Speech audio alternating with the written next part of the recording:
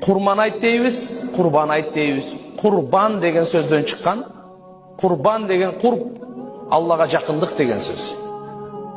Аллага жакындык деген сөз.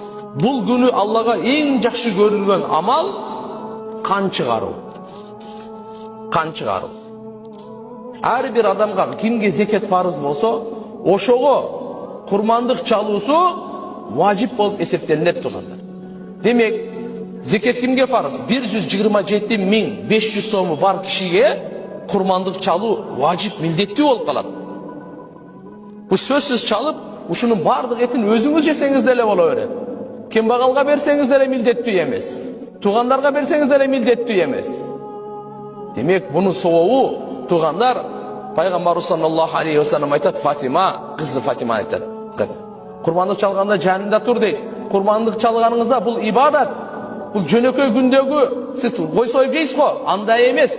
Бул ибадат туган, бул ибадат. Биринчи каны жерге түшөрү менен ошо курмандык чалган күнөлөр, кишинин бардык күнөлөрү кечирилет дейт.